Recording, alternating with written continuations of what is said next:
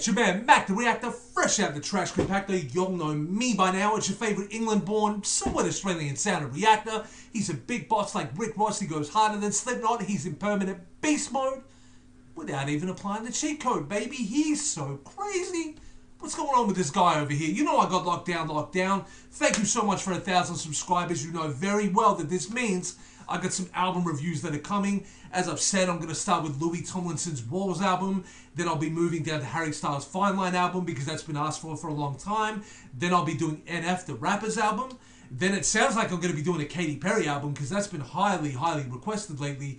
Then I think I might even want to get to like a Pentatonix album or like maybe Superfruit because I've been asked to like react to that. So I'm going to get there. But to keep the intro short and get straight to the point, we're about to dive into the third performance by Pentatonix. This is at the Sing-Off. This is Piece of My Heart by Janis Joplin. I'm very familiar with Janis Joplin. We don't have no problems. She sang that often. But I don't know if I've heard Piece of My Heart, and please just disregard everything I just did. That was terrible. But I don't know if I've actually heard this song before, but nevertheless, I'm down to hear Pentatonix sing it. And then I'm actually going to react to something by Avi Kaplan because I feel like it's time for me to go a little bit further into the Pentatonix journey. You know what I mean? Like, I can't say that I'm brand spanking new to it now. Like, I'm a few videos into this. I've reacted to 2 or 3 Pentatonix music videos, so I think it's time to have a look at what the other members are doing. And I've commented on Avi's voice multiple times, you know, like that baritone stuff that he does, that deep bass. But then I heard him singing on Hallelujah, and he just had a moment of shine, and I was like, I need to hear this guy. And then one of your, I'll tell you what it is, to hell with it. Sorry, I'm going to drag this out a little bit further, but what I'm going to be reacting to is, this is going to be by Beth M. Thank you so much. I'll shout you out again when I do the video. If you like Avi, the guy with the deep voice, you need to react to his solo work. Avi Kaplan, Change on the Rise. Then said if I like Mitch, which I do, I call him Mitch with the pitch. If I like Mitch, check out Superfruit, Defying Gravity. That's his duo with Scott, the lead. I'm so down for that. They do comedy and music, but Superfruit focuses much more on Mitch. I think for me that's really good because he blew me away on Bohemian Rhapsody. Anyway, I've dragged this out way too much. Let's get into this. Series 3, Week 3, Performance number 3. 3. Let's get into it. I love the 60s. I think I was born in the wrong time. We are not from the 60s, but we've been doing our research. Was Woodstock in the 60s? Yes. Was it Jimi Hendrix? Yes. The least y'all could have done was told me that Pentatonix are from the 60s. I had to find out in this video right now. Y'all could have told me that. Don't hold that back. Was the 60s too? Yes. Yeah. We love James Taylor, Dusty Springfield, and Sam and Dave. It's an incredibly rich experimental time because the rules got kind of thrown out the window. You're not playing standards anymore. You're inventing a new sound. 1, 2, 3, Cool. 4. In the 60s, you didn't have the digital technology that we have today. You didn't have auto-tune. It really relied on voices. A lot of recordings were just one takes. Hey, the Beatles come out in the 60s, man. And you know, Buddy Holly did a lot for the music advancement, like the production of music, because he was the one that kind of introduced recording on multiple 8-tracks and doing the layering. I think he might have even done that pre the 60s. I could be wrong. But then the Beatles come and kind of took that a little bit further, you know? North Shore definitely has an advantage because they're the only ones that were around in the 60s. We're the grandparents, and we have been singing since 1965. Back then, you had to just sing. You couldn't do any effects. This is our style of music. We should be able to knock this out of the park. You guys suck, man. Yeah, man. Oh, you guys suck. In the 60s. Hey, I was actually listening to some 60s stuff on the radio today. It's obviously not from my own doing. It just come on. But the Temptations come on. Papa was Rolling Stone was on there, and probably some other stuff too, but the 60s was a good time for soul music too, I'm telling you. That old Motown flavor, It's such a fun, free-spirited, energetic time, and I think it really actually lends to the Airs style a lot. Our group has never, ever done a 60s song before, but I know that we'll be able to pull this song together and really work hard. I mean, maybe. Step. I'm pretty sure you're right. Back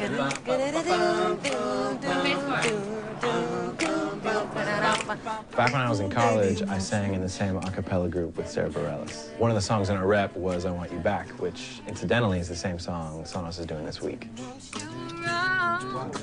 It's totally different from the original and from the way we did it then, so I hope she gets a kick out of it. The 60s were an innocent time. I think that the audience will go back in time and remember how hopeful the 60s were. Very hopeful, but I don't think as innocent as my man is thinking. You know, there was, I mean, maybe on the surface, you know what I'm saying? And maybe we can get some of that hope back again. We started off with a 5-person group that packs a punch with ultra-modern pop. Now they're reigniting a tune by a fellow Texan that set the 60s on fire. Performing the classic Piece of My Heart by Janis Joplin, here's Pentatonix. Beach Boys were 60s too, right? They were fire. Come on. Like you were the only girl. Hey. Whoa, I love it. Didn't I give you everything a man possibly can? Oh, and each time I tell myself, well, I think I've had enough. Well, I'm gonna show you, baby, that a man can be so tough. His voice is so good. It's almost like there's a little bit of doo-wop in there as well. A little bit of an element of it, you know, not traditional doo-wop, but it's like it's in there. I wonder if you'll agree with me on that. I need you to come on, come on, come on, come on, and take another little piece of my heart now, baby. Break another little piece of my heart now, darling. Wow. Yeah, come on. Have another little piece of my heart now, baby. I love the way the female and his voice are coming together. And I promise I'll be using a name basis eventually, but I like to learn as I go. I don't like to go and research and repeat the name 100 times to burn it in my mind. Like, I want y'all to see me get it when I get it. You know what I mean? But until then... You know you got it if it makes you feel good. Oh, yes, it does. I love it.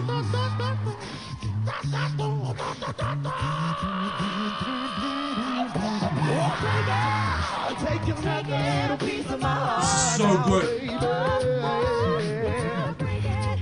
Break another little piece of my heart now, darling. Now, darling. Have another little piece of my heart now, baby. You know you got it if it makes you feel good.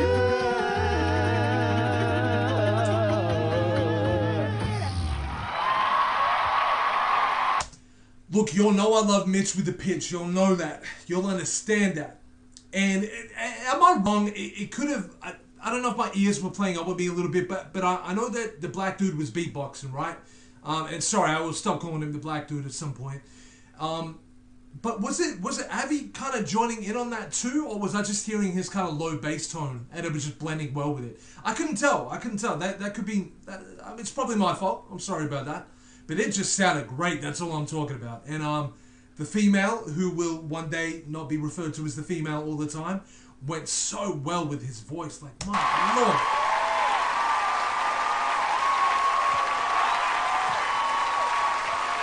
All right. I want to hear what Ben Folds has to say about this, actually. There's something about his very direct criticism. Whether I agree with it or not, it always has some weight behind it, though, you know? Nice going, Pentatonix. Pentatonix, I feel good. Sean, you feel good? I would have never thought to arrange the song that way, but it actually came out real fly. Give it up one time for the flugelhorn. Come on, man. I have no frame of reference to the original song, so I'm just saying I enjoyed the arrangement, but I have no comparison.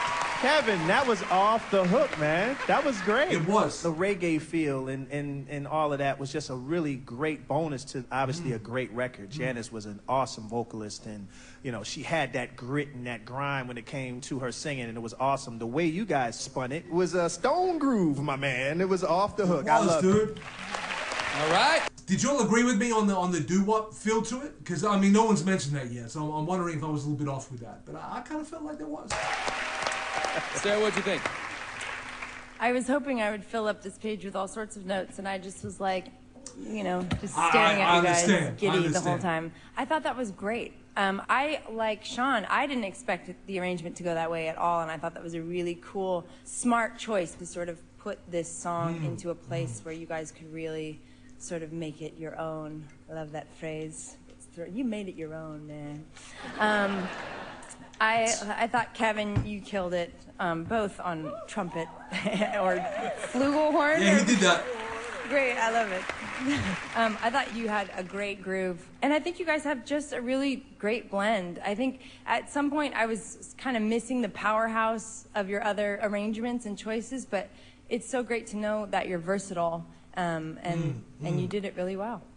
That's the key point there. What she said at the end is I can understand kind of missing the powerhouse vocals that you get in a lot of their songs, but you got to understand.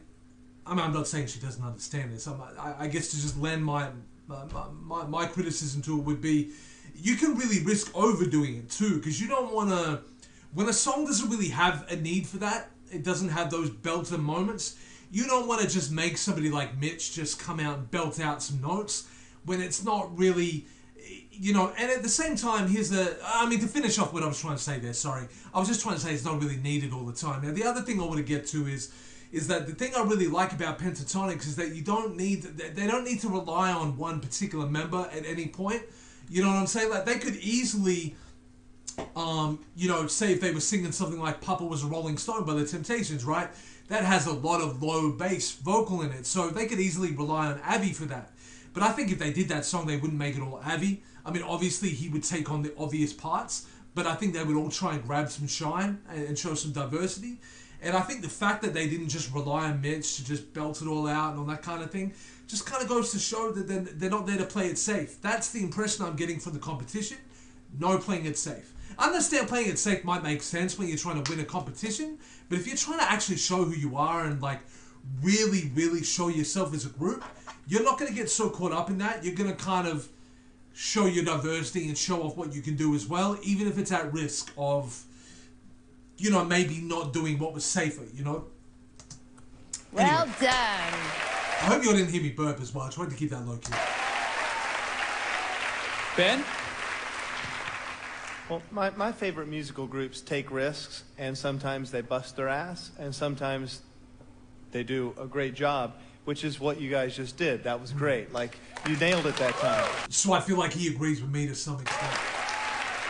So I hope that you keep taking risks, because sometimes you miss and sometimes you don't, but it's so much more interesting when you nail it. Every once in a while, you guys want to rush. And this time it wasn't very often. But there was a moment that you could have slowed down a bit, and that was on the come-ons. Come on. Could have just waited a little bit to give us a downbeat, and I think it would have won there. Avi, great bass singing. His deep voice sounded awesome. Overall, it just really worked. You didn't stay precious to the 60s version, and it won for you that time. Yeah. Nice work. I agree with that. Okay. I guess. Yeah. We'll find out soon if you're moving forward. Thanks, Pentatonix. I wonder what will happen. When we come back, 2 more Considering there's a week 4, I think I kind of know how it will. bands go retro on back-to-back 60s classics. We're one step closer to the elimination on The Sing-Off. Hey! Nick and Jessica, y'all can do it, man. Y'all can do it. Want to go behind the scenes at The Sing-Off? Check out NBC.com and follow internet sensation Sam Shuey as he takes you up close and personal with all our groups. Yeah. I love. Even though it may not be necessary, I like to kind of watch the end of the video sometimes. That was cool, man. I enjoyed that. That was, Ben Folds said kind of what I was thinking, was just that they could have played it a lot safer, I'm sure, and they could have made the vocal arrangement a little bit safer too, but I like what they did. And, I really enjoyed that performance, man. I know in the comments you all had, like, your particular favorites, and I can't remember if you all had week 3, performance 3 as a favorite. But that for me, is it my favorite out of the 3 weeks so far? If it's not my favorite, it definitely trumped performance 2. I'll tell you that. Did it trump performance 1? I'm not sure. I would probably have to go and rewatch. I really enjoyed that, man. I don't want to talk about it too much because I have a tendency to kind of, go on a little tangent about what I liked and what I didn't like and what I'm about to expect. I'd rather save that for when we actually get to the videos and you can hear me react to it in a moment. But I'm really enjoying that, man. So I'm going to go on and I'm going to react to that Abby Kaplan song for y'all. And then we're going to, you know, we're gonna get some super fruit in there too, man. I mean, if I don't do it today, I'll definitely do it on another day for y'all. But just know it's coming. It's on my mind. Pentatonix, PTX. I'm all about it. I'm out of here.